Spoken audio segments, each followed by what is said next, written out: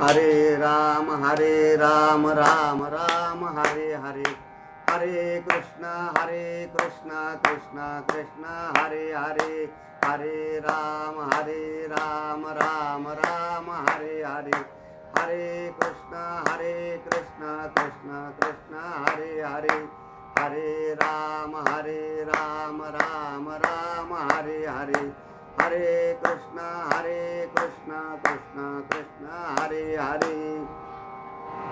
आलिंगन घडे मोक्ष सायुज्यता जोडे, ऐसा संतांचा महिमा झाली बोलायाची सीमा, तीर्थे पर्वकाळ अवघी पाया पे सकळ, ऐसा संतांचा महिमा झाली बोलायाची सीमा, तुका म्हणे देवा त्यांची केली पावे सेवा, ऐसा संतांचा महिमा झाली बोलायाची सीमा, समचरण सरोजम सांद्र नीलांबुदाभम, जघन निहित पाणिं मंडनं मंडनानां, तरुण तुलसीमाला कंधरं कन्यनेत्रं, सदय धवलहासं विठ्ठलं चिन्तयामि, अलंकापुरी रम्य सिंहासनस्थं, पदाम्बोज तेजः स्फुरदिक् प्रदेशं, विधीन्द्रादिदेवै सदा स्तूयमानं, समाधिस्थमूर्तिं भजे ज्ञानदेवं, नमो सद्गुरु तुकया ज्ञानदीपा, नमो सद्गुरु सच्चिदानंद रूपा, नमो सद्गुरु भक्त कल्याण मूर्ती, नमो सद्गुरु भास्करा पूर्ण कीर्ती, आलिंगन घडे मोक्ष सायुज्यता जोडे, ऐसा संतांचा महिमा झाली बोलायाची सीमा। प्रस्तुत प्राप्त प्रसंगी चिंतन सेवेसाठी निवडलेला अभंग महाराष्ट्र भूषण वैराग्याचे महामेरू श्री संत जगद्गुरु तुकाराम महाराज यांचा 4 चरणाचा संत महिमा वर्णन करणारा असून, या अभंगद्वारा जगद्गुरु श्री संत तुकाराम महाराज संतांचा 3 प्रकारचा महिमा वर्णन करतात। आलिंगन घडे मोक्ष सायुज्यता जोडे, हा आलिंगनाचा महिमा। पहिलं चरण, तीर्थे पर्वकाळ अवघी पाया पे सकळ, सगळे तीर्थ सगळे पर्वकाळ संतांच्या पायामध्ये वास्तव्य करतात। हा पायाचा महिमा अभंगाचं 3रं चरण। आणि तुका म्हणे देवा त्यांची केली पावे सेवा, संत सेवा केली की देवाला प्राप्त होते, हे अभंगाचं शेवटचं चरण। आणि ऐसा संताचा महिमा झाली बोलायाची सीमा, संताचा महिमा असा आहे की तो शब्दाच्या द्वारा प्रगट होऊ शकत नाही, आगोचर आहे। थोरी व सांडिली आपुली परिशे नेनेशो कैशी लोखंडाशी। चिंतन सेवेला प्रारंभ करण्यापूर्वी अल्पसहा परिवार, अखिल कोट ब्रह्मांड नायक, करुणा वरुणालय, जगदाधार, कारण अकारण, भक्तरजे वत्सल, रुक्मिणी प्राण संजीवन, पंढरीस परमात्म्याच्या असीम कृपेने विश्वमाऊली श्री संत ज्ञानोबाराय, जगद्गुरु श्री संत तुकाराम महाराज आदी करून संत महंताच्या आशीर्वादाने, श्री गुरु वैकुंठवासी मोतीराम महाराज यांच्या कृपा प्रसादाने चिंतन करण्यासाठी जो अभंग निवडलेला आहे, तो माझ्या बुद्धीनं चिंतन करण्याचा मी प्रयत्न करणार आहे। या चिंतन सेवेचा योग आमचे परमस्नेही हरिभक्तिपरायण चिंतामणी महाराज यांच्याद्वारा प्राप्त झालेला आहे, ते मी माझं भाग्य समजतो। आलिंगन घडे मोक्ष सायुज्यता जोडे. संतांचा महिमा वर्णन करण्याकरताना जगद्गुरु तुकाराम महाराज का प्रवृत्त होतात याचा आपण थोडा युक्तिवाद करू. संतांचं वर्णन केवळ संतच करू शकतात, अन्यत्र कुणालाही ते वर्णन करता येत नाही. म्हणून जगद्गुरु तुकाराम महाराज संतांचा महिमा वर्णन करण्याकरताना प्रवृत्त होतात. कुणीतरी देवाला सांगितलं संतांचं वर्णन करा. देव संतांचं वर्णन करता करता आपलंच वर्णन करायला सुरुवात केली. संत कसे आहेत देवाने वर्णन करायला सुरुवात केली. आत्मज्ञाने चोखडी संत हे माझीच रूपडी. आत्मज्ञाने चोखडी हे संतांचं वर्णन आहे आणि संत हे माझीच रूपडी. देव स्वतःच आपलं वर्णन करायला सुरुवात केली. म्हणून संतांचा यथार्थ महिमा संतच करू शकतात. दुर्लभ या गती अनेकाशी या न्यायाप्रमाणे जगद्गुरु तुकाराम महाराज संत महिमा वर्णन करण्याकरताना प्रवृत्त होतात. एक, या जगतामध्ये भूमंडलावर कोण मोठे असतील तर ते संत सर्वापेक्षा सर्व दृष्टीने मोठे आहेत. म्हणून जगद्गुरु तुकाराम महाराज संत महिमा वर्णन करण्याकरताना प्रवृत्त होतात. आपल्या स्वरूपाची ओळख करून देणं हे संतांचं काम आहे. म्हणून जगद्गुरु तुकाराम महाराज संत महिमा वर्णन करण्याकरताना प्रवृत्त होतात. छोट्याने मोठ्याचं वर्णन करावं हा लौकिकाचा भाग सांभाळावा. म्हणून जगद्गुरु तुकाराम महाराज संतांचा महिमा वर्णन करण्याकरताना प्रवृत्त होतात. संत मोठे आहेत.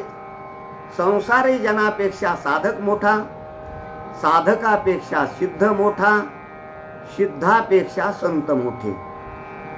संतापेक्षा मात्र कोणीही मोठं नाही. संत ही पदवी नाही, संत हे विशेषण नाही, संत ही उपाधी नाही. संत ही एक प्रकारची अवस्था आहे. वेशावरून संत ओळखणं हा अधमपणा आहे. आचारावरून संत ओळखणं हा मध्यमपणा आहे आणि अनुभवावरून संत ओळखणं हा उत्तमपणा आहे. संतांचा अनुभव मोठा आहे. माझा पहा अनुभव केला देव आपुला. परंतु आणखी एक युक्तिवाद आपल्या समोर मांडतो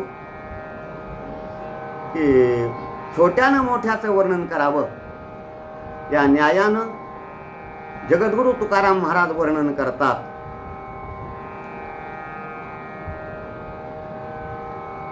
मोठेपणाचा असणारं काही काही लोक जन्मताच मोठे असतात. काही काही लोक आपल्या कर्तव्यानं मोठी झालेली असतात. काही काही लोक मोठे नसतात, परंतु गरजेपुरतं त्यांना मोठं म्हणावं लागतं. शास्त्रानं दोन प्रकारचा मोठेपणा सांगितलेला आहे. एक नैमित्तिक मोठेपण आणि दुसरं संसिद्धिक मोठेपण. कोणत्या ना कोणत्या निमित्तानं आलेलं मोठेपण त्याला नैमित्तिक म्हणा आणि अंगभूत आलेलं मोठेपण त्याला संसिद्धिक मोठेपण म्हणा. ज्या मोठेपणाला कालाची मर्यादा आहे त्याला नैमित्तिक म्हणा. ज्या मोठेपणाला कालाची मर्यादा नाही त्याला संसिद्धिक म्हणा. ज्या मोठेपणाचा कधीच नाश होत नाही त्याला नाश होत नाही त्याला संसिद्धिक मोठेपण म्हणा. आणि ज्या मोठेपणाचा कधी ना कधी नाश होतो त्याला नैमित्तिक. देहाच्या संबंधानं आलेलं मोठेपण त्याला नैमित्तिक म्हणा आणि आत्मतत्वाच्या विचारानं आलेलं मोठेपण त्याला संसिद्धिक म्हणा. मी आपल्याला उदाहरणानं पटवून देऊन पुढे जातो. एक बाई बाजारामध्ये भांड्याच्या दुकानावर गेली आणि तिनं आपल्याला जसे लागतील तसे पातेले घेतले. ज्या ज्या आकाराचे असतील त्या त्या. स्टीलचं घेतलं, पितळाचं घेतलं, जर्मलचं घेतलं. असे वेगवेगळे. कोणाची किंमत, कोणत्या पातेल्याची किंमत 50 रुपये, कोणत्याची 75, कोणत्याची 100. पातेले घेतले, पिशवीत भरले आणि येता येता कुंभारदादाकडे गेली. कुंभारदादापासून तिनं तिला जे लागतं अशा प्रकारचं आकाराचं मडकं घेतलं. कुंभारदादाला विचारलं, या मडक्याची किंमत काय आहे? तिनं सांगितलं 5 रुपये. 5 रुपये दिले आणि तेही मडकं घेतलं आणि आपल्या घरी आली आणि ज्याचे त्याला कामं वाटून दिली. कोणत्या पातेल्यामध्ये चहा, कोणत्यात भाजी, कोणत्यात वरण, कोणत्या पातेल्यामध्ये असणारं भात. आणि तिच्या घरी 4-5 म्हशी होत्या, दूध भरपूर होतं आणि दही होत होतं. म्हणून तिनं त्या मडक्यामध्ये दही ठेवलं, परंतु दही खाली ठेवता येईल का? नाही. म्हणून तिनं ते मडकं दह्याचं वर असणारं उंच शिंक्यावर ठेवलं. शिंक्यावर मडकं ठेवल्याबरोबर पातेल्यामध्ये चर्चा सुरू झाली की आपली किंमत 50 आहे, 100 आहे, 150 आहे आणि आपण खाली, आणि ज्याची किंमत 5 रुपये आहे ते मडकं वर. अशी चर्चा सुरू झाल्याबरोबर ते वरचं मडकं फुगायला लागलं. मी मडक्याचं बोलतो बरं का. 4-5 महिने झाले, म्हशी आटल्या, दूध बंद झालं आणि दहीही होणं बंद झालं. त्या बाईनं ते मडकं खाली घेतलं. खाली घेतल्याबरोबर भगुन्यानं बोलायला सुरुवात केली, बरं झालं आपल्या बरोबरीला आलं. ही महाराष्ट्रीयन माणसाची मानसिकता आहे. मग ते रिकामं मडकं असल्याला तिनं त्यामध्ये भाजी ठेवली. ते मडकं दह्याचं असल्यामुळे, आंबूस झालेलं असल्यामुळे त्या मडक्यातली भाजी विटली. बाईनं पाहिलं भाजी विटली, म्हणून बाईनं राग ते मडकं घराच्या बाहेर टाकून दिलं. माझा दृष्टांत संपला. जोपर्यंत मडक्यामध्ये दही आहे तोपर्यंत मडकं शिंक्यावर आहे, आणि मडक्यातलं दही संपलं की ते मडकं घराच्या बाहेर आहे. तद्वत जोपर्यंत जीवात्मा नावाचं दही त्या 3.5 हाताच्या देहामध्ये आहे तोपर्यंत मडकं घरात आहे. जीवात्मा नावाचं दही या मडक्यातलं संपलं की सरळ याला स्मशानभूमीमध्ये नेतात आणि त्याला जाळून टाकतात. कोणत्याही प्रकारची काही किंमत देत नाही. म्हणून माणसाचा मोठेपणा आहे, कधी ना कधी त्या देहाचा नाशच होणार आहे. 10 वर्ष म्हणा, 15 वर्ष म्हणा, 50 म्हणा, 100 म्हणा. म्हणून माणसाचा मोठेपणा हा नैमित्तिक आहे आणि संतांचा मोठेपणा हा संसिद्धिक आहे. जसं मी आता देहाच्या बाबतीत बोललो तसं आत्मतत्वाच्या संबंधाने आपल्याला बोलता येईल का? आत्मतत्वाच्या संबंधाने आपल्याला बोलता येणार नाही. म्हणून आपल्या फोटोच्या खाली एका बाजूला जन्माची तारीख लिहिलेली असते आणि एका बाजूला मृत्यूची तारीख लिहिलेली असते. जन्माच्या अगोदर नाही आणि मृत्यूच्या नंतर नाही. वेदांताची भाषा जर बोलायची झाली, जन्माच्या अगोदर प्रागभाव आणि जन्माच्या नंतर प्रध्वंसाभाव, हे आपल्याला वेदांतानं चिंतन सांगितलेलं आहे. या भूमंडलावर फक्त एक थोर कोण असतील, मोठे कोण असतील तर ते एक संत महात्मे. संतांचा मोठेपणा, संत हे निर्निमित्त मोठे, संत हे निरुपाधिक मोठे, संत हे असणारे निरपेक्ष मोठे आणि संत हे अनंत मोठे.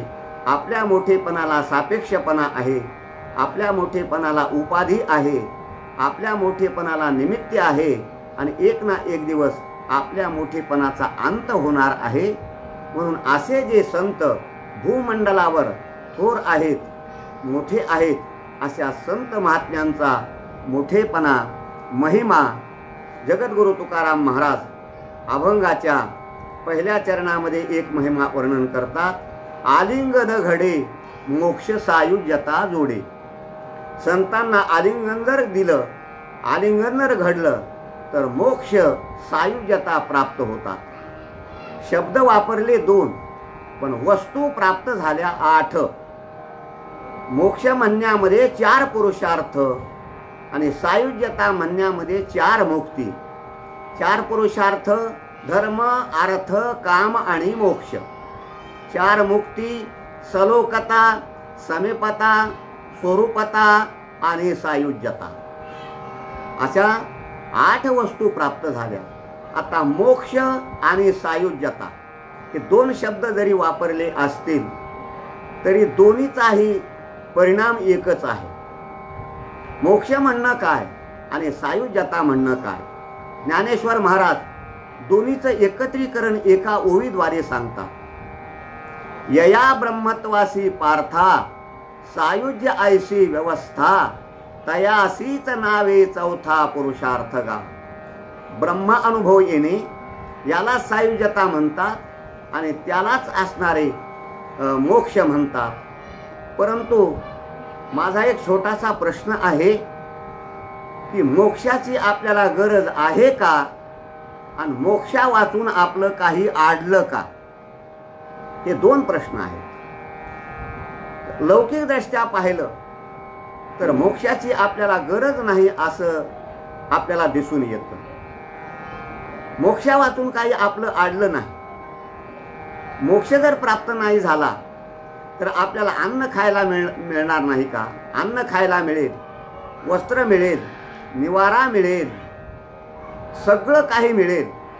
मग मोक्षा वाचून काही आपलं आडलंही नाही आणि विशेषतः मोक्षाची कुणाला गरज नाही असं लौकिकाच्या दृष्टीनं आपल्याला विचार करता येईल. परंतु दुसऱ्या बाजूनं जर आपण विचार केला तर मोक्षाची गरज सर्वांना आहे आणि मोक्षा वाचून आपलं आडलेलं आहे. मी थोडा शब्द वेगळा उच्चारतो की आपण सकाळपासून संध्याकाळी झोपेपर्यंत जो काही प्रयत्न करतो तो कशासाठी? प्रयत्नामध्ये भिन्नता असेल. कोणी दुकानदारी करीत असेल, कोणी शेती करीत असेल, कोणी कारखानदारी करीत असेल, कोणी व्यापार करीत असेल, कोणी राजकारण करीत असेल. वेगवेगळे असणारे धंदे असतील, परंतु त्याच्या पाठीमागचा हेतू काय? वेगवेगळे जरी प्रयत्न असतील तर त्याच्या पाठीमागचा हेतू एकच आहे की सुखाची प्राप्ती व्हावी. शेतकरी शेतात राबतो सुखासाठी, व्यापारी व्यापार करतो सुखासाठी, विद्यार्थी अभ्यास करतो सुखासाठी, राजकारण करणारा राजकारण करतो सुखासाठी, पैसा मिळवतो सुखासाठी, घर बांधतो सुखासाठी, लग्न करतो सुखासाठी. मी तर विरुद्ध भावाचे 2 शब्द आपल्याला सांगून जाईल. माणूस झोप घेतो सुखासाठी, जागा राहतो सुखासाठी, खरं बोलतो सुखासाठी, खोटं बोलतो सुखासाठी, सावलीमध्ये बसतो सुखासाठी, उन्हामध्ये बसतो सुखासाठी, हिवाळ्यामध्ये उन्हात मनुष्य बसतो सुखासाठी आणि उन्हाळ्यामध्ये सावलीत बसतो सुखासाठी. जे काही आपले प्रयत्न आहेत ते सुखासाठी आहेत. मी आपल्याला प्रश्न करतो, ते सुख आपल्याला मिळालं का? तर सर्वांकडून त्याचं उत्तर येईल, ते सुख आम्हाला मिळालं नाही. मनुष्य चोरी करतो सुखासाठी, दारू पितो सुखासाठी, आत्महत्या करतो सुखासाठी. परंतु आज मिळेल, उद्या मिळेल, परवा मिळेल, याच्यानं मिळेल, त्याच्यानं मिळेल म्हणून सतत माणूस प्रयत्न करतो, परंतु सुख काही प्राप्त होत नाही. सुख प्राप्त होत नाही असं नाही. ज्या सुखाची आपल्याला अपेक्षा आहे ते सुख आपल्याला प्राप्त होत नाही. आपल्याला कोणत्या सुखाची अपेक्षा आहे? आपल्याला 100% सुखाची अपेक्षा आहे आणि जे सुख प्राप्त झालं ते कायमचं आपल्या जवळ राहावं ही प्रत्येक माणसाची अपेक्षा आहे. परंतु 100% सुख आपल्याला प्राप्त होत नाही. मी उलटा प्रश्न विचारतो, 99% सुख आणि 1% दुःख जर जीवनात आपल्या राहिलं तर 1% दुःख 99% सुखाची वजाबाकी करतं. आता सामान्याची वजाबाकी कशाला सांगू? दशरथ राजाकडे राजधानी होती, पत्न्या पतिव्रता होत्या, संपत्ती होती, सत्ता होती, वशिष्ठ महाराजासारखे मार्गदर्शन करण्याकरताना गुरु होते, सगळं होतं, परंतु मुलगाच नव्हता. दशरथ राजाला या सगळ्या वैभवाबद्दल प्रतिक्रिया विचारली. दशरथ राजानं प्रतिक्रिया दिली, पुत्रहीनस्य मे राज्यम सर्व दुःखाय कल्पते. याचा अर्थ 100% सुखाची माणसाला अपेक्षा आहे.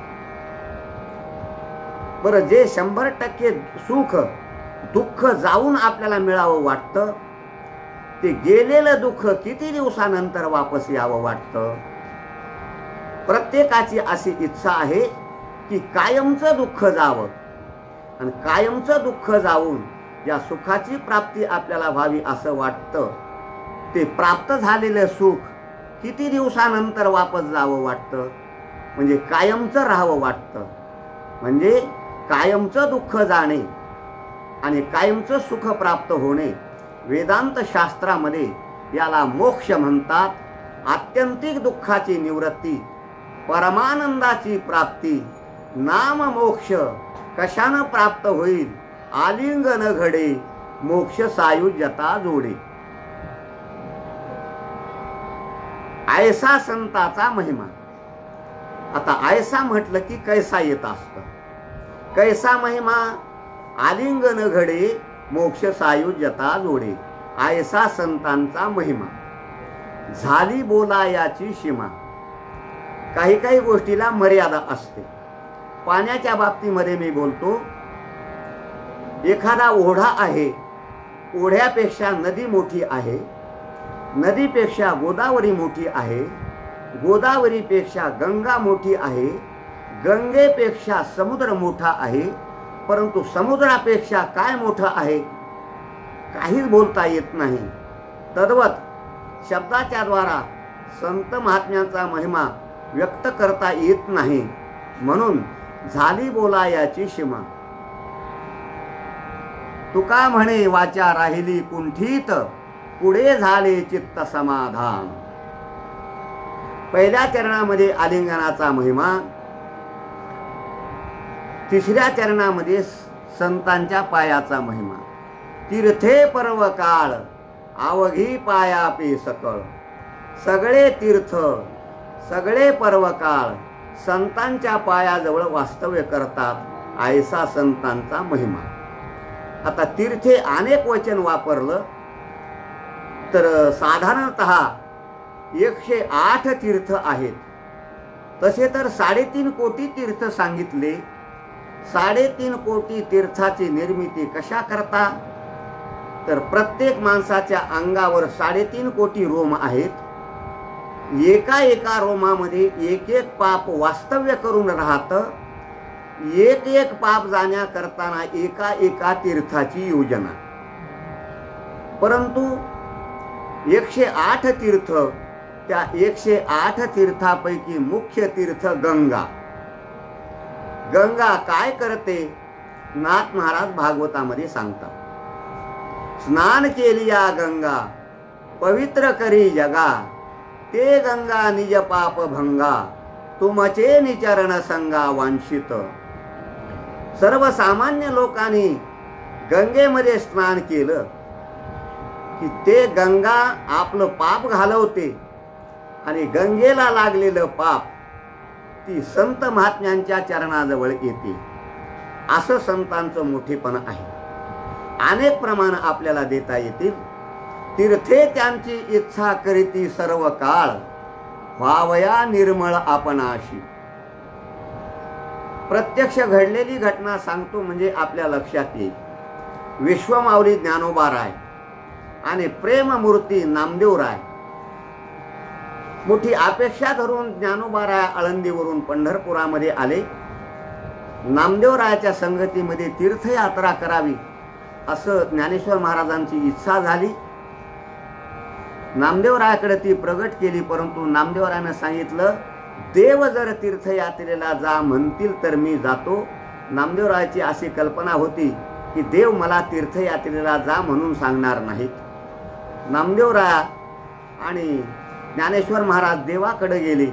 देवाचं दर्शन घेतलं आणि ज्ञानोबारायानं इच्छा व्यक्त केली, नामदेवरायाबरोबर तीर्थयात्रा करावी अशी माझी इच्छा आहे. अशी इच्छा व्यक्त केली आणि देवाने सांगितलं की तीर्थयात्रा करण्याकरताना नामदेवरायाबरोबर ज्ञानेश्वर महाराजाबरोबर तू जा. मोठं दुःख झालं नामदेवरायाला. देव अशी परवानगी देणार नाहीत असा विश्वास होता, परंतु देवानं सांगितलं तुझ्या संगतीचा असणारा आदर करतो, तुझ्या संगतीची जो इच्छा करतो तो कोण आहे? प्रत्यक्ष परब्रह्म मूर्ती ज्ञानेश्वर करीतसे आदर संगतीचा. जा बाबा, प्रत्यक्ष परब्रह्म मूर्ती ज्ञानेश्वर महाराज तुझ्या संगतीचा आदर करतात. ज्ञानेश्वर महाराज नामदेवरायांना देवाने तीर्थयात्रेचा निरोप दिला आणि तीर्थयात्रा करीत करीत नामदेवराय आणि ज्ञानेश्वर महाराज काशी क्षेत्रामध्ये आले. काशी क्षेत्रात आल्याबरोबर भगवान विश्वनाथाने दोघांचंही मोठं स्वागत केलं. ज्ञानोबाचा हात प्रेमे धरे विश्वनाथ. प्रेमानं ज्ञानेश्वर महाराजांचा हात भगवान विश्वनाथाने धरला. कारण का? तर ज्ञानेश्वर महाराज हे महाविष्णूचा अवतार. महाविष्णूचा अवतार सखा माझा ज्ञानेश्वर. भगवान शिवाना विष्णूसारखा दुसरा कोणी प्रिय नाही आणि भगवान विष्णूना शिवासारखा दुसरा कोणी प्रिय नाही. शिवशरधयम विष्णू विष्णुशरधयम शिव. हा यथा विष्णुमय शिव तथा शिवमय विष्णू. म्हणून दोघांचं अत्यंत एकमेकावर प्रेम, त्यांच्यामध्ये कोणत्याही प्रकारचा भेद नाही. नामदेवराय त्यांचं वर्णन करतात. समुद्र मंथनाच्या वेळी अमृत निघालं आणि ते अमृत भगवान विष्णूनं प्राशन केलं. त्याचा परिणाम भगवान शिवावर झाला. तुम्हा सांगतो सत्यव्रतांत, पाहे तेथीचा पै अर्थ. नारायणे शेविले अमृत, झाला श्वेत महादेव. इतके ते एकत्रित आहेत. समुद्र मंथनातून विष निघालं. शंभूने गिळले हळाहळा, तेने विष्णू झाला निळा. देखत देखत आंधळा, कारे होशी गव्हारा. म्हणून भगवान विश्वनाथाने स्वागत केले नामदेवरायाचं. हात धरला आणि दोघं जण आयशे बोलत चालत आणि त्वरे आले गंगे आत. बोलत बोलत गंगेच्या काठावर आले. गंगेनं पाहिलं विना निमंत्रित संत महात्मा आता आपल्या जवळ आलेला आहे, आपली संधी सोडायची नाही. म्हणून गंगा मूर्तिमंत प्रगट झाली. ज्ञानोबाच्या पायी मिठी घाली गंगा माई. घट्ट पाय धरले आणि मग नामदेवराय बोलले, नामा म्हणे सोडा बाई, ज्ञानदेव सर्वा ठाई. तीर्थे तया ठाया, येती पुनीत भावया. पर्व काळ पाया, तळी वसे वैष्णवा. सगळे तीर्थ, सगळे पर्वकाळ. पर्वकाळ किती? वर्षातून येणारे पर्वकाळ. चैत्र शुद्ध प्रतिपदा, गुढीपाडवा हा पर्वकाळ. वैशाख शुद्ध तृतीया, ज्याला आपण अक्षय तृतीया म्हणतो, हा पर्वकाळ. आश्विन शुद्ध दशमी, दसरा पर्वकाळ. आणि कार्तिक शुद्ध प्रतिपदा हा दिवाळीचा पाडवा हा पर्वकाळ. 15 दिवसाला येणारा पर्वकाळ एकादशी आहे. भगवान त्या पर्वकाळाचं महत्त्व सांगतात भागवतामध्ये. जो एकादशीचा व्रतधारी, मी नित्य नांदे त्याचे घरी. सर्व पर्वकाळाच्या शिरी, एकादशी पै माझी. 3 वर्षाला येणारा पर्वकाळ त्याला पुरुषोत्तम मास म्हणतात. 12 वर्षाला येणारा पर्वकाळ त्याला सिंहस्थ पर्वकाळ म्हणतात. 60 वर्षाला येणारा पर्वकाळ त्याला कपिला षष्ठी म्हणतात. असे सगळे तीर्थ, सगळे पर्वकाळ, तीर्थे पर्वकाळ, अवघी पायापे सकळ. परंतु जगद्गुरु तुकाराम महाराजांच्या मनामध्ये एक शंका निर्माण झाली की मी जे संतांचं मोठेपण सांगतो, सगळे पर्वकाळ संतांच्या पायामध्ये वास्तव्य करतात, परंतु लोकांना त्याचा विश्वास येतो का नाही? की तुकाराम महाराजांच्या मनामध्ये प्रश्न झाला. म्हणून तुकाराम महाराजांनी मोठ्याचा पुरावा दिला. आयशे शंकर सांगे ऋषी जवळी, सकळ तीर्थ माध्यान्ह काळी, येती पुंडलिका जवळी, करीती आंघोळी वंदिती चरण. सगळे तीर्थ दुपारच्या वेळेस चंद्रभागेमध्ये येतात, पुंडलिकरायाच्या तिथं आंघोळ करतात आणि पुंडलिकरायाचं दर्शन घेतात आणि पुनीत होतात. म्हणून महाराज संतांचा महिमा वर्णन करतात. तीर्थे पर्व काळ आवघी पायापे सकळ, आयसा संतांचा महिमा. पहिल्या चरणामध्ये आलिंगनाचा महिमा, तिसऱ्या चरणामध्ये संतांच्या पायाचा महिमा, शेवटच्या चरणामध्ये तुका म्हणे देवा त्यांची केली पावे सेवा, हा संत सेवेचा महिमा. तुका म्हणे देवा त्यांची केली पावे सेवा. संत सेवा केली की ती देवाला प्राप्त होते, असा संताचा महिमा आहे. परंतु आपल्याला एक शंका निर्माण होते की सेवा करायची संताची आणि ती देवाला कशी प्राप्त होईल. तर थोडा दृष्टांत देतो म्हणजे आपल्या लक्षात येईल. 60-70 वर्षापूर्वी जुन्या काळामध्ये काही असे परमार्थिक साधक असे होते, वारकरी, की त्याने आपलं संपूर्ण जीवन, संपूर्ण पारमार्थिक साधना आळंदी पंढरीच्या वाटेवरच आपलं संपूर्ण आयुष्य घालवलं. शुद्ध एकादशीची वारी पंढरपूर आणि वद्य एकादशीची वारी आळंदी क्षेत्र. आळंदीवरून निघाले की जय विठोबा रखुमाई आणि पंढरपूरहून निघाले की ज्ञानोबा माऊली तुकाराम. 10 दिवस आळंदी क्षेत्रातून पंढरपूरला यायला लागायचे आणि नंतर 4-5 दिवस तिथं पंढरपूर क्षेत्रात मुक्काम करून पुन्हा प्रतिपदेपासून दशमीपर्यंत आळंदी क्षेत्रामध्ये जायला लागायची. अशी हीच साधना त्यांनी केली. असे 2 वारकऱ्याचा नामोल्लेख मी या प्रवचनाद्वारा करीत आहे. एक बाळकृष्ण बुवा आणि त्याच दिंडीतले दुसरे नागोराव कारभारी. संपूर्ण जीवनामध्ये त्यांनी वारीशिवाय दुसरी काही साधनाच केली नाही.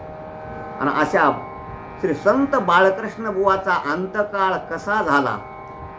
35 वर्षापूर्वी कार्तिक वद्य एकादशीच्या दिवशी बाळकृष्ण बुवानं आपला देह आळंदी क्षेत्रामध्ये ठेवला.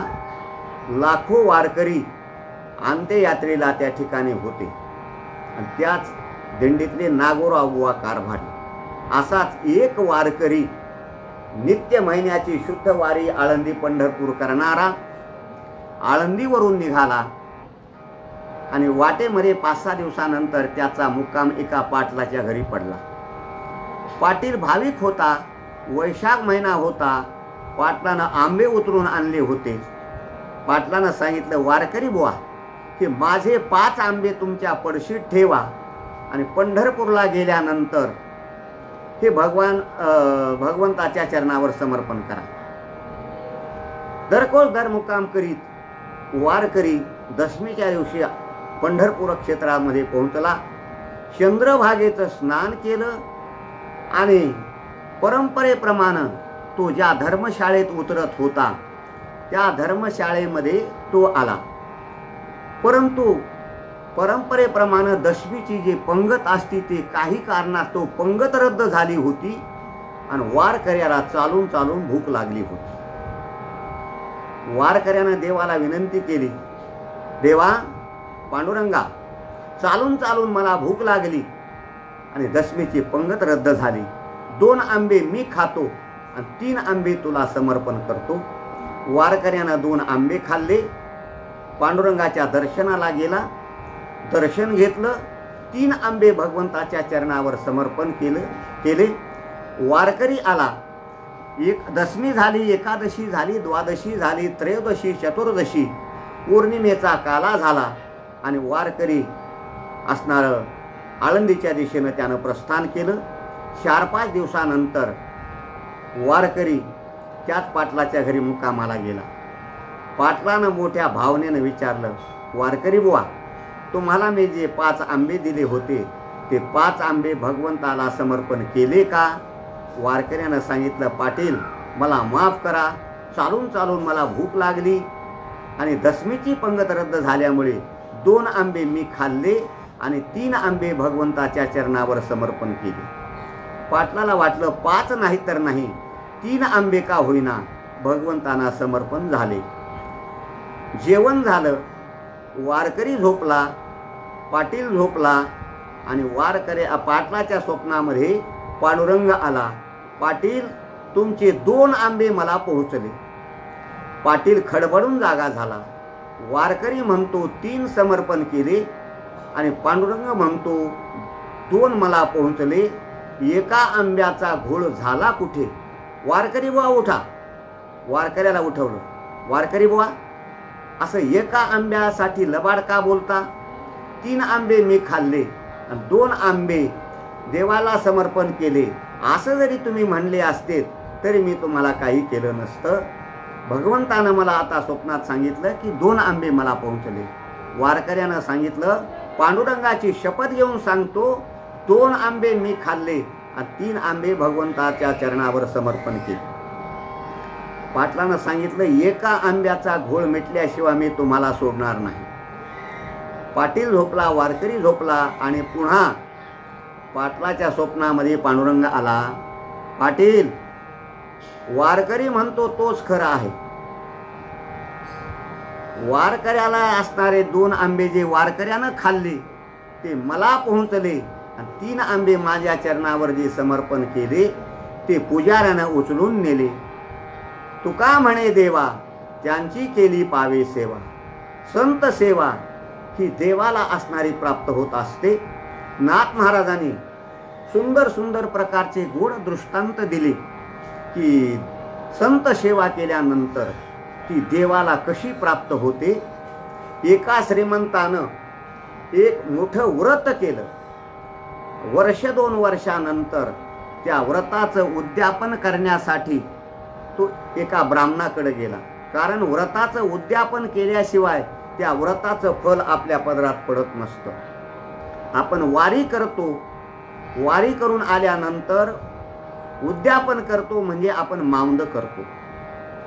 ब्राह्मणाकडे गेला, अमुक प्रकारचं मी व्रत केलं आहे, त्या व्रताचा उद्यापनाचा विधी मला सांगा. ब्राह्मणाने सांगितलं, 12 सुवासिनीला बोलवा, पंचपक्वान्नाचं भोजन त्यांना खाऊ घाला आणि एका सुवासिनीला 10,000 हजार रुपयाची पैठणी नेसवा. झालं तुमच्या व्रताचं उद्यापन.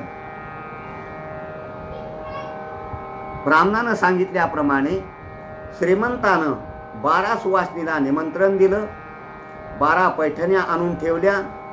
पंचपक्वान्नाचा भोजनाचा स्वयंपाक तयार आहे आणि वेळेनुसार 12 सुवासिनी श्रीमंताच्या घरी निघाल्या. 11 सुवासिनी बरोबर कोणी नाही, परंतु 12वे सुवासिनी घराच्या बाहेर निघणार इतक्यामध्ये तिचा 5-6 वर्षाचा मुलगा होता. त्यानं आपल्या आईचा पदर धरला. आई, तू कुठं निघालीस? अरे बाळा, थोडं थांब, 15 मिनिटं घरी थांब, मी आत्ता येते बाहेरून.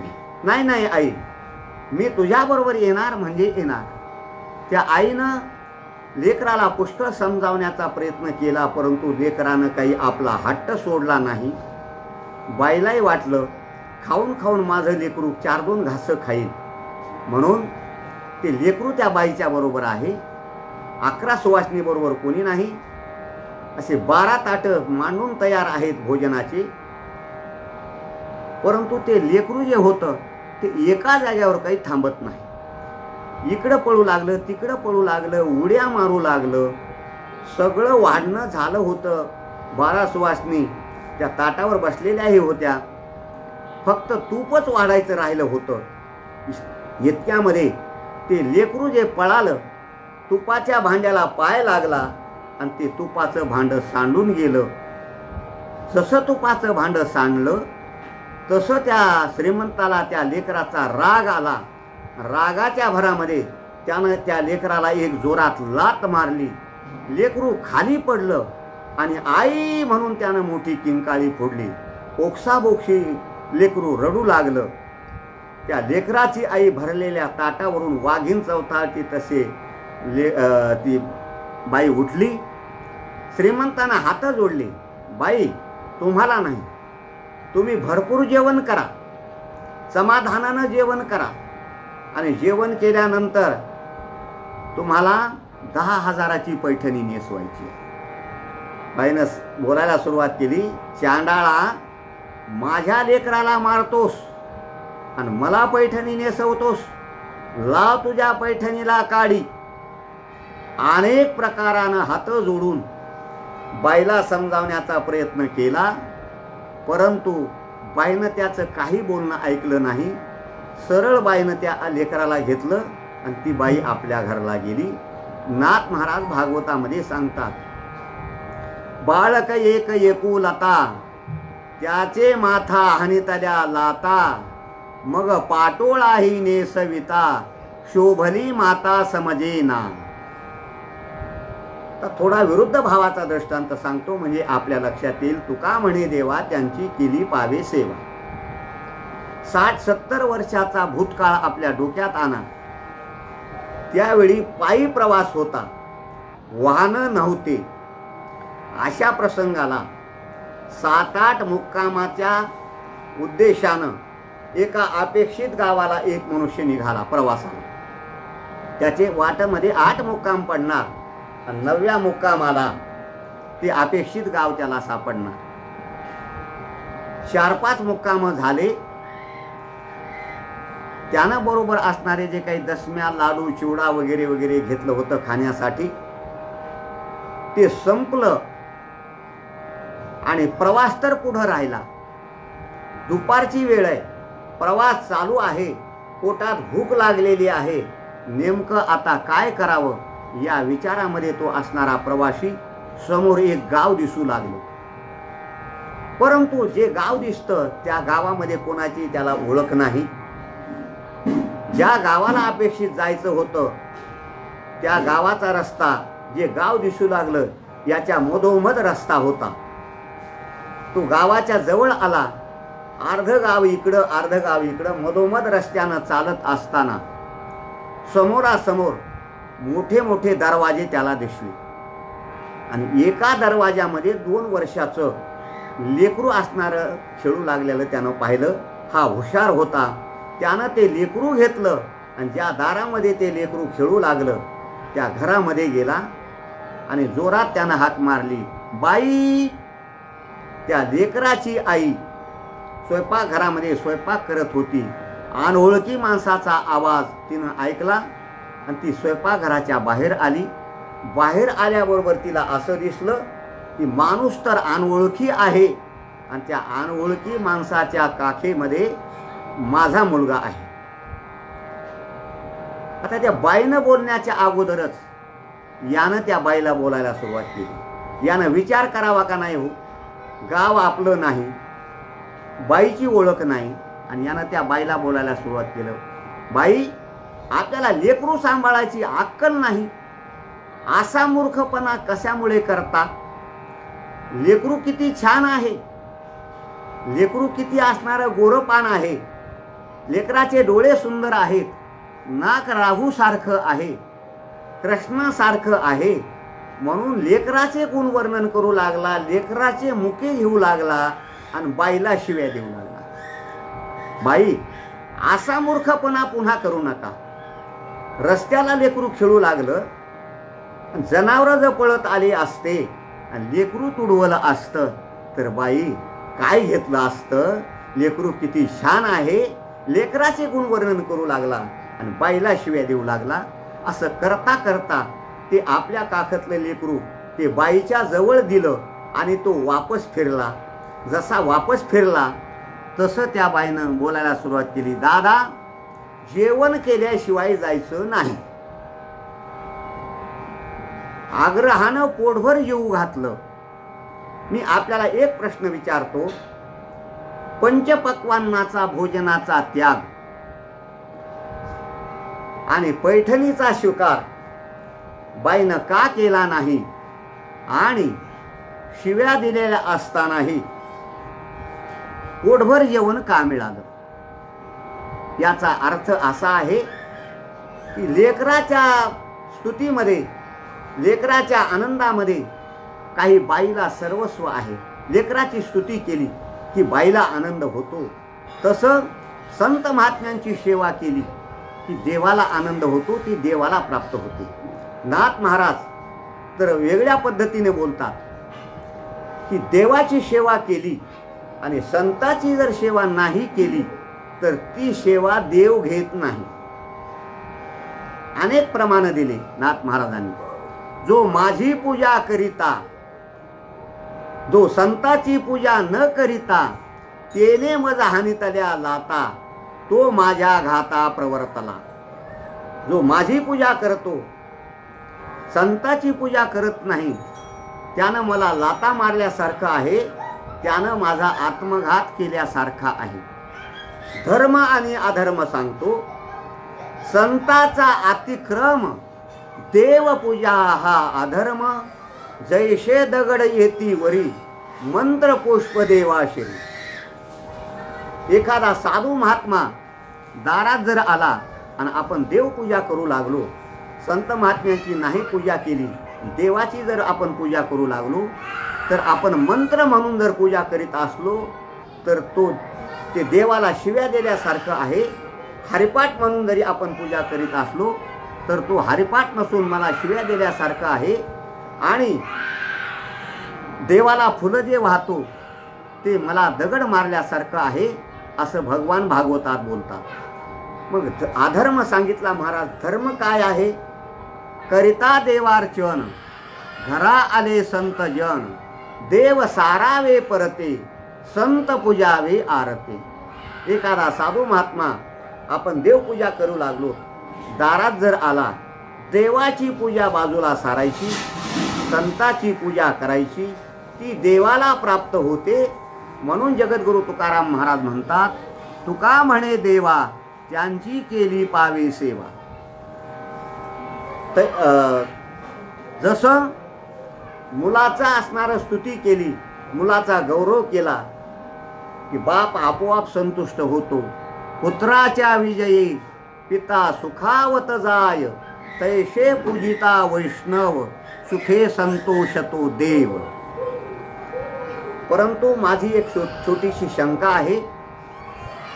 कोणत्या शब्दावर आहे, कशी आहे ते मी तुम्हाला सांगतो. आलिंगन घडे, मोक्ष सायुज्यता जोडे. अनेक प्रमाण आपल्याला देता येते. आलिंगने संताची या दिव्य झाली माझी काया, मस्तक हे पायावरी त्यांच्या ठेविता. आलिंगनी सुख वाटे, प्रेम चिदानंदी घोटे, तेने ब्रह्मांड उचटे, समूळ उठे मी पण.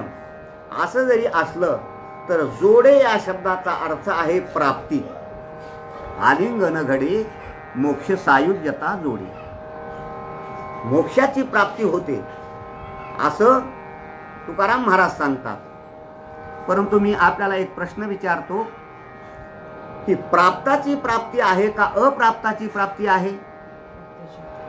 प्राप्ताची प्राप्ती वेदांत शास्त्र असं सांगतं की जे तुम्हाला प्राप्त आहे ते प्राप्त करून घेण्याचा प्रयत्न करू नका. जे तुम्हाला प्राप्त नाही ते प्राप्त करण्याचा प्रयत्न करा. थोडं उदाहरण देतो. माझ्याकडं एक रुमाल आहे. कीर्तनामध्ये तो रुमाल हरवला. अर्ध्या तासानं एक जणानं मला आणून दिला. त्याच्यानंतर एक मनुष्य आला, महाराज तुमचा रुमाल हरवला. मी म्हटलं हरवला तो मला सापडला. नाही सापडला म्हणून काय झालं, आपण त्याची आणखी शोधाशोध घेऊ असं जमल का? असं जमणार नाही. म्हणून ही प्राप्ताची प्राप्ती आहे का अप्राप्ताची प्राप्ती आहे? मोक्ष आपल्याला नित्य प्राप्तच आहे.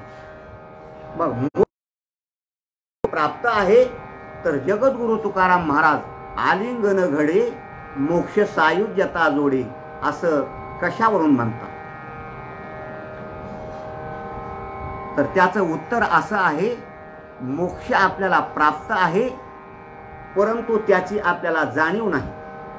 त्या मोक्षाच्या संबंधानं अज्ञान आहे.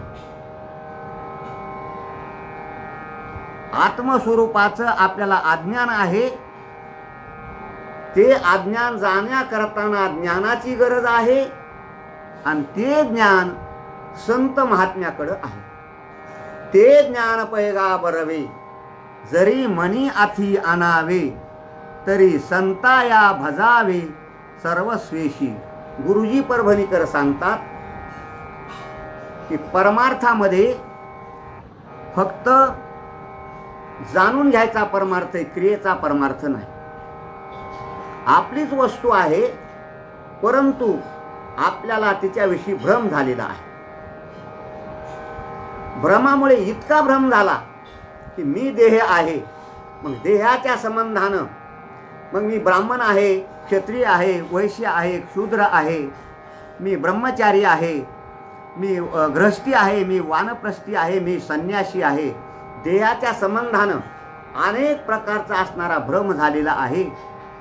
तो भ्रम संत महात्मे ज्ञानाच्या द्वारा निवृत्त करतात आणि आपल्याला स्वस्वरूपाची ओळख करून देतात. वस्तू आपलीच आहे, ती आपल्या जवळच आहे. तुका म्हणे होता ठेवा, तो या भावा सापडला. जुनाट जुगाजीचे नाणे, बहुता काळाचे ठेवणे लोपले. ते आमचंच होतं, आमच्या जवळच आहे, परंतु आम्हाला त्याच्याविषयी असणारं अज्ञान आहे. पण संत महात्मे ते आपल्याला ज्ञान प्राप्त करून देतात. अज्ञानम प्रभवम सर्व ज्ञानेन प्रविलीयते, आत्म अज्ञानात जगत भाती, आत्मज्ञानाने निवर्तन्ते. विचारसागराच्या पहिल्या तरंगामध्ये हाच विचार आलेला आहे. संसार दुःखाला कारण शरीर, शरीराला कारण पापपुण्य, पापपुण्याला कारण अनुकूल प्रतिकूल ज्ञान, अनुकूल प्रतिकूल ज्ञानाला कारण भेदज्ञान आणि भेदज्ञानाला कारण आत्मस्वरूपाचं अज्ञान. ते आपल्या आत्मस्वरूपाचं अज्ञान आहे. ते संत महात्मे ज्ञान देतात त्या स्वरूपाचं आणि ती वस्तूच आपण आहोत असं आपल्याला ते ज्ञान करून देतात. आपलीच वस्तू आहे, परंतु तिची जाणीव करून देण्याकरताना तिसरा कोणीतरी लागतो. पूर्वीच्या काळामध्ये स्त्रियाचा प्रसिद्ध दागिना, मुख्य दागिना होता नाकातली नथ. एक बाई नथ घालून स्नाना करताना, स्नानगृहामध्ये स्नान करीत असताना, तोंड धुताना ती नथ त्या बाईला थोडी टोचू लागली, म्हणून त्या बाईनं ती नाकातली नथ काढली आणि आपल्या पोतीमध्ये ठेवली गळ्यातल्या. आणि स्नान झाल्यानंतर घरामध्ये आल्यानंतर तिनं पाहिलं तर नाकामध्ये आपल्या नथ नाही. हा तिला भ्रम झाला. तो नाकात नथ नाही. मग तिनं घरामध्ये सर्व शोधाशोध केली, परंतु नथ काय तिला सापडली नाही. उतरंडी उतरल्या, सुटकेस उतरले, सगळ्या त्याच्यामध्ये बारीक बारीक दृष्टीनं पाहिलं, परंतु नथ काय तिला प्राप्त झाली नाही. आता नथ नाकात नाही दिसली तर मालक आपल्याला शिव्या दिल्याशिवाय राहणार नाहीत, मारल्याशिवाय राहणार नाहीत. म्हणून ती नथ, आपली नथ गेली, कोण घेतली असेल, शेजारीने घेतली असेल का कोण घेतली असेल, म्हणून ती बाई भविष्यकाराकडे गेली. भविष्यकारानं विचारलं, बाई का आलीत? महाराज, माझी नथ हरवली. ती माझी नथ जर तुम्ही शोधून दिली, पंचांगामध्ये पहा, ती माझी नथ काय शेजारच्या इकडच्या दक्षिण दिशेच्या बाजूला गेली, उत्तर दिशेच्या, पूर्व दिशेच्या, पश्चिम दिशेच्या बाजूला गेली, हे मला नेमकं सांगा. भविष्यकारानं पाहिलं तर नथ तिच्या असणारे गळ्यातल्या पोतीमध्ये त्याला दिसू लागली. भविष्यकार थोडा हुशार होता. त्यानं सांगितलं, बाई, तुमची नथ जर तुम्हाला हुडकून दिली तर मला काय देता? म्हणजे तुम्हाला 100 रुपये देईल. 100 रुपये तिनं त्या भविष्यकाराच्या समोर ठेवली आणि त्या भविष्यकारानं काही केलं नाही, फक्त आरसा घेतला आणि त्या बाईच्या समोर तो आरसा दाखवला. आरसा दाखवल्याबरोबर, गळ्यात नथ दिसल्याबरोबर त्या बाईनं सांगितलं, ही माझ्या जवळच होती. मी आपल्याला प्रश्न करतो, नथ आपल्या जवळच होती, आपलीच होती, परंतु ती नथ आपल्याला सापडत नव्हती का? तर नथीविषयी आपल्याला एक प्रकारचं अज्ञान होतं. तसं संत महात्मे ज्ञानाच्या द्वारा आपला जो मोक्ष आहे, ते आपलं स्वरूप आहे, ते स्वरूप आपल्याला प्राप्त करून देतात. म्हणून संताची सेवा आपल्याला करावी लागते. ज्ञानेश्वर महाराजांच्या 2 प्रसिद्ध ओव्या सांगतो. मुक्ता ते निर्धारिता, लाभे आपुलीच मुक्तता. मोक्ष आपलाच आहे, ते स्वरूप आपलंच आहे. जैशी दृष्टांत दिला, जैशी दीपे दिशे पाहता आपुलीच वस्तू. अंधारातली वस्तू आपलीच आहे, आपल्या जवळच आहे, परंतु अंधारामुळे ती आपल्याला प्राप्त होत नाही. मग तिला प्रकाशाचं सहाय्य घ्यावं लागतं. तसं मोक्ष आपलाच आहे, परंतु तो अज्ञान अंधकारामध्ये हरवलेला आहे. संत ज्ञानरूपी प्रकाश देतात आणि आपलाच मोक्ष आपल्याला प्राप्त करून देतात. तैसे हरपले आपण पे पावे, तै संता पाहता या दिवसावे, म्हणून वाणावे ऐकावे तेची सदा. हरपलेली वस्तू आपल्याला ते संत महात्मे प्राप्त करून देतात. ती आत्मवस्तू आहे. म्हणून हरपले आपण पे पावे, म्हणून वाणावे. हरपले आपण पे पावे, म्हणून ऐकावे. म्हणून संतांचा महिमा, संतांचं वर्णन आपण करावं. संत सेवा कशी करावी? तद्विधी प्रणिपातेन परिप्रश्नेन सेवया, उपदेक्षन्ति ते ज्ञानम ज्ञानिनस्तत्वदर्शिनाः. तनु मनु जीवे चरणाशी लागावे, अगर्वता करावे. दास्य सकळ मग अपेक्षित आपुले, सांगतील पुशिले. जेने अंतःकरण बोधले, संकल्पाने आपला भ्रम दूर करतात आणि आपलं स्वरूप ते आपल्याला प्राप्त करून देतात. नाथ महाराज बोलतात, घाली संतासी आसने, पूजा करी काया वाचा मने. एका जनार्दनी जाणे, इच्छिले ते पुरवी. आपली काय इच्छा आहे? अत्यंत दुःखाची निवृत्ती व्हावी, परमानंदाची प्राप्ती व्हावी, नाम मोक्ष ही प्रत्येकाची इच्छा आहे. आणि ती प्रत्येकाची इच्छा संत महात्मे पूर्ण करतात. म्हणून जगद्गुरु तुकाराम महाराज संतांचा महिमा वर्णन करतात. आलिंगन घडे मोक्ष सायुज्यता जोडे, ऐसा संतांचा महिमा झाली बोला याची सीमा. संत महात्म्यांचा महिमा अनेक प्रकारचा वर्णन केलेला आहे. संताच्या नामाचा महिमा, संताच्या वारीचा महिमा, संताच्या पूजेचा महिमा, संतांच्या चरण रजाचा महिमा, संताच्या भेटीचा महिमा, संत दर्शनाचा महिमा, संत सेवेचा महिमा, संतांच्या ध्यानाचा महिमा, असा अनेक प्रकारचा महिमा वर्णन केले आहे. संतांच्या नामाचा महिमा काय आहे? तर तुका म्हणे पापे जाती संताची या जपे, हा नामाचा महिमा आहे. पुण्यवंत भावे घेता सज्जनाची नावे, हा संतांच्या नामाचा महिमा आहे. संताच्या पूजेचा महिमा. नारद महर्षी एकदा वैकुंठात गेले. लक्ष्मी माता एकटी दिसली. नारदाने विचारलं, माते देव कुठं आहे? तर लक्ष्मी मातेने सांगितलं, देव देवघरामध्ये पूजा करतात.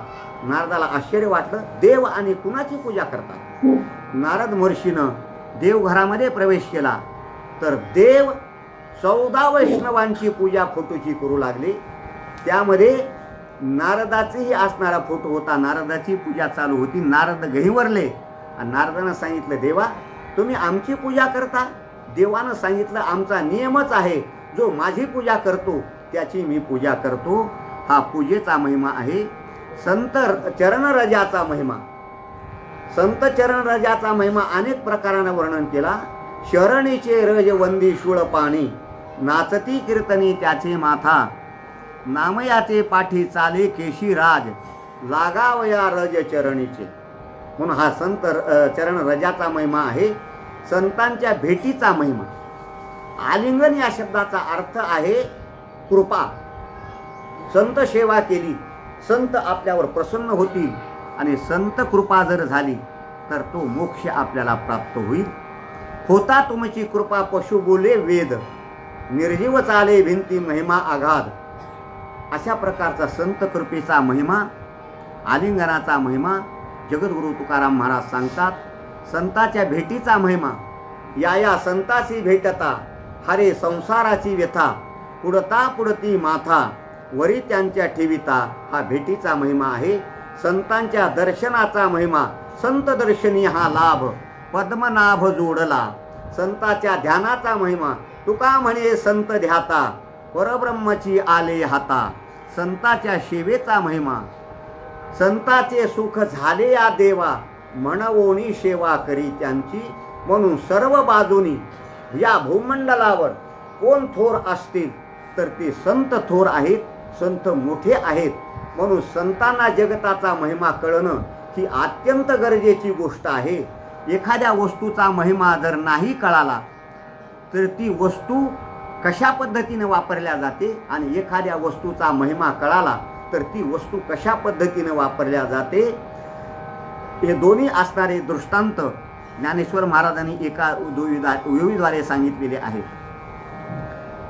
अमृताचा एक लेश जर पोटात गेला तर मनुष्य अमर होतो, परंतु अमृताचा महिमा जर नाही कळाला बहु मृगजळ देखोनी डोळा गिळता थुंकीजे अमृताचा घराळा तोडीला परिस बांधिला गळा शुक्तिका लाभे.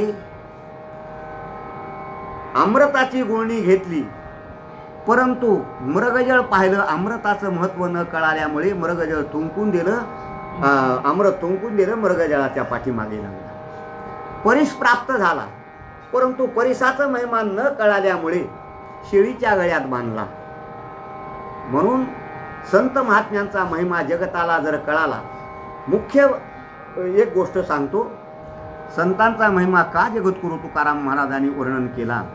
संतांचा महिमा, संतांचं मोठेपण जगताला जर कळालं तर जगताचा विश्वास, समाजाचा विश्वास संत महात्म्यावर बसेल. आणि संत महात्म्यावर जर एकदा समाजाचा विश्वास बसला, संत महात्मे ज्या पद्धतीनं उपदेश करतील त्या पद्धतीनं समाज आचरण करील. आणि संताच्या उपदेशाप्रमाणे जर समाजानं आचरण केलं तर समाजाचं कल्याण होईल. या एका गोष्टी करताना संत महात्म्यांचं अनेक पद्धतीनं जगद्गुरु तुकाराम महाराजानं वर्णन केलेलं आहे. यथामती यथा अवकाश धावत्या वेगात वैकुंठवासी श्री गुरु मोतीराम महाराज आणि ज्यांचं काही थोडं श्रवण केलेलं आहे वैकुंठ निवासी दुंडा महाराज देगलूरकर आणि आमचे वैकुंठवासी वेदांत केशरी रंगनाथ गुरुजी महाराज परभणीकर यांच्या कृपाप्रसादाने माझ्या अल्पशा बुद्धीने या अभंगावर बोलण्याचा प्रयत्न केलेला आहे. की झालेली चिंतन रूपी सेवा पांडुरंग परमात्म्याच्या चरणी आणि संत महात्म्यांच्या चरणी समर्पण करून याच ठिकाणी चिंतन सेवेला विराम देतो. आणि आमचे परमस्नेही हरिभक्तीपरायण चिंतामणी महाराज परभणीकर यांनी या सेवेचा असणारा मला या सेवेची संधी दिल्याबद्दल मी माझं परमभाग्य समजतो आणि याच ठिकाणी माझ्या वाणीला विराम देतो. पुंडलिका वरदे हरी विठ्ठल श्री ज्ञानदेव तुकाराम पंढरीनाथ भगवान की जय. माऊली ज्ञानेश्वर महाराज की जय. जगद्गुरु श्री संत तुकाराम महाराज की जय. श्री संत मोतीराम महाराज की जय.